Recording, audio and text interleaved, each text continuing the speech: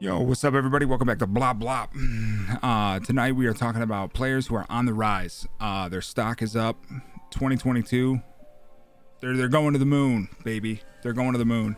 We're gonna be talking about guys like Amon-Ra St. Brown. You're gonna hear a lot about this year. Dalton Schultz, tight end position. James Conner, a running back who just massively outperformed his ADP, and Derek Carr, who put together a nice season and gained probably the most dangerous weapon for any quarterback, Davante Adams. Roll the intro. Let's get into it.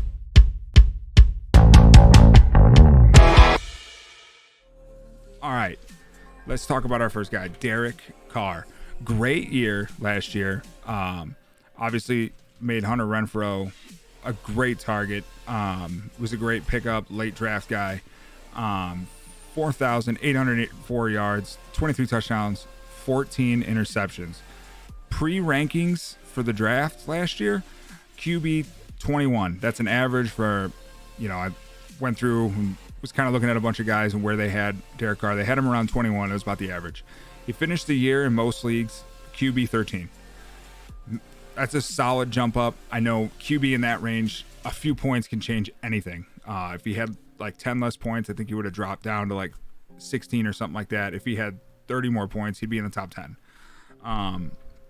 So outside of like the top 5, top 6 QBs, there is a little bit of a drop off where everybody's tight. We've known that for years now, but the main reason I have him on here, he gains Davante Adams going into the season next year. There's no telling what this offense could be with Davante Adams. If Derek Carr puts together another year like he had last year, which I don't see why he couldn't, he's a solid veteran now. He knows defenses. He's got a hell of defenses to go against in his own division. And they're an offense that's going to have to put up points in their division as well now with Russell Wilson, Justin Herbert, and Patrick Mahomes. So they're going to have to score the football. They add Davante Adams. He's got a relationship with him since Fresno State in college. They were a good link, obviously, both going high in the draft. So I think Derek Carr could be a sneaky play next year. I think he'll probably be ranked around like 15, QB 15, QB 12 going into the year. But I think he could easily finish in the top 8. I think the top 8 was a real possibility for Derek Carr. So if you want to sit on quarterback a little bit in your draft, if that's your style, I would strike on Derek Carr maybe a little earlier than you would think. Because I got a feeling there's probably going to be a lot of hype, obviously, with Davante Adams. As excited as I am, I know there's probably a bunch of people who are excited about what Derek Carr could do next year, going into next season. Next guy, I'm kind of iffy on, James Conner. James Conner, he had a great year last year. There's no question about it. His biggest reason for the success, 15 rushing touchdowns. 15 rushing touchdowns is very hard to replicate season to season. He had 752 yards. He was not the premier back. He was for some games due to injury to Chase Edmonds, but Chase Edmonds is gone now. He's in Miami. This is James Conner's backfield going into this year. So I think you can see those yards take an uptick, but the touchdowns regress a little bit. He also added 37 receptions for 375 yards and 3 touchdowns on top of his rushing stats. Just kind of a crazy year, man. The touchdowns is real tough to replicate, especially in an offense where you have Kyler Murray. You're kind of thinking they're a little more aired out.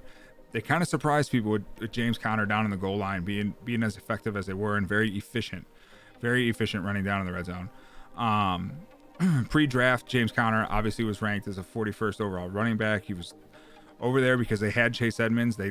Everyone kind of thought they were just bringing James Conner in as the relief back, kind of a goal line back, but nobody knew what their offense would look like down in the goal line. Obviously, Kyler can run, he can throw, he can do it all. James Conner takes advantage of his opportunities, finishes around the RB5 in most leagues, which is a massive jump in a position of scarcity at the running back position. He was a huge advantage. He was a quote-unquote league winner for you last year. So James Conner, can you replicate it? I'm a little skeptical on it. I'm not drafting him as an RB5 next year. Anybody who ranks him as that, good luck. I wish you nothing but the best. I would like to see one more year of it because, again, those touchdowns, I could see those regressing to like 8 And I mean, you're almost losing almost half the touchdowns at that point. So we'll see what happens. He was efficient though, so it could continue, and I could look like an idiot. So we'll get to that point when we get there. Next, Dalton Schultz, tight end number 3 at the end of last season. Pre-draft, he was ranked the 15th. This is one of Dak's favorite targets. I don't think there's any question about it. Dak trusts this guy. If it's third down, he's looking his way. Obviously, with Amari Cooper and CeeDee Lamb in the offense last year, Dalton Schultz was still able to put together 78 receptions for 808 yards and 10 touchdowns. This is another guy where the touchdowns might come back, but the yards could go up. Obviously, they shipped Amari Cooper to Cleveland in the offseason. They signed Michael Gallup, so it'll be interesting to see what they do with him coming off the ACL injury. But I think Dalton Schultz could continue this. I don't see why not, because of the trust that Dak has with Dalton. I could see Dalton Schultz finishing as a top 5 tight end next year. So I don't mind drafting him in like the 6th round or so next season. I'm not going to take him in front of, Kelsey, Kittle, Andrews. And I gotta be honest, I'm torn on, Kyle Pitts this year because Matt Ryan left Atlanta. I don't know what's going to happen there. He might even move up ahead of Kyle Pitts and be in that top 4 conversation next year. Mainly, my main thing is Dak trusted him. Obviously, Cowboys are on TV a lot, so watched a lot of Cowboys games. The 10 touchdowns, I think, they could easily regress. But I don't think 10 is out of the realm of possibility. I really don't. But I mean, I could see that going back to like 7 or 8. But even then, tight end outside of the top guys, it's a crapshoot, absolute crapshoot. So I would take Dalton Schultz and not think twice about it. Absolutely. Next guy, Amon-Ra St. Brown. He is a freaking Yu-Gi-Oh card. He's a god card, and there's no doubt he was going to have a great year. I joked about it with my buddies pre-draft last year. When we got to the end of our mock drafts, I was taking him every time on name alone, because his name is badass. Pre-draft, he was undrafted. He's not ranked to be a drafted wide receiver. And he finished as the wide receiver 21 in most leagues. Obviously the biggest jump from anybody on this list. And 90 receptions, 912 yards, and 5 touchdowns. That's very doable. Very doable again next year. Golf trusted him towards the end of the season from week 10 to week 18. Amon-Ra St. Brown was a top 5 wide receiver. Only Cooper Kupp, Devontae Adams, Deebo Samuel, and Justin Jefferson were better in that stretch from week 10 to week 18. So obviously he's with the big dogs in that stretch, and that's a big sample size. 8 games, that's no joke. That's not a fluke. That's 8 games where he was Golf's guy. Obviously TJ Hawkinson was battling injuries all year. He took a massive regression from what everybody thought he was going to be. But Amon-Ra St. Brown stepped up, took full advantage of his opportunity, and became a league winner again, quote unquote, a league winner, because he was hot at the end of the year. So really, when you needed a guy that you picked up off your waiver wires to fill a spot, next thing you know, you're like, damn, this guy I can't take him out of my lineup. I cannot take him out of my lineup. Finishes as a wide receiver 21. He will probably be ranked around that range. I don't see people going, oh, craziness. The last, I think it was week 14 to week 18, he was outperforming everyone. He was the number 1 wide receiver in that stretch, even above Cooper Kupp. I do not see him being ranked as a top 10 wide receiver. I think people are going to say, prove it. I think he'll be ranked about where he finished at the end of the year, which I think is reasonable. We'll have to see what this Detroit offense is all about. Their team is not good. I think their offense could be sneaky good this year. It's weird to say. I think a healthy Hawkinson, Goff looked comfortable at the end of the year. That team was kind of putting together some offensive ability.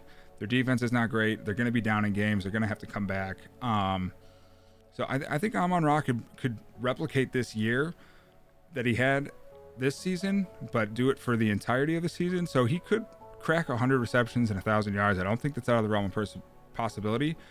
And 5 touchdowns, I think he could do that I think he could do that easily. I think out of all the guys we've had on the list, he didn't need to rely on touchdowns to get him to where he was.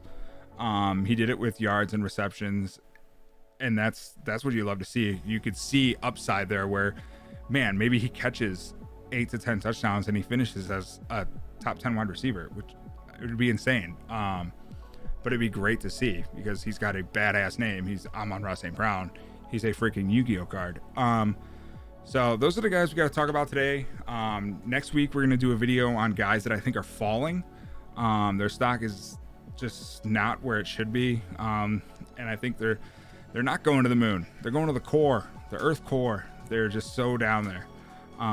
Guys that are either taking off my draft board or just see massive regression from last year. And I think it's going to carry over into this year type stuff. And then Nicholas is working on doing rankings for you guys in the form of running back rookies and running back wide receivers. There's a lot of hype on wide receivers this year in the draft. Normally only 1 or 2 guys hit, and they're like, oh, there's a deep wide receiver class. You're going to see guys wanting to draft a wide receiver in the 4th round that was taken in the 6th round of the draft this year. Let's see how it plays out. Normally it's a guy in the 1st or 2nd round that pops off. Sometimes there's a guy in the 3rd that really makes a fantasy relevant impact. And a lot of the other stuff is just hype. Don't fall into that hype. Nicholas will go through it. We'll break it down. We'll see the guys. We'll kind of compare what we think guys are coming into the league to a player that's in the league, for example. So look for that. And we'll probably get that out sometime next week, hopefully. I will have my stock down video out next week. This one, I've kind of been super busy at work, and this video itself came out like a few days later than I wanted it to, but that's all right. If you guys could hit the like button, hit the subscribe button, I would appreciate it. Appreciate you guys for watching my videos. And don't forget to blop before you freaking blop, baby.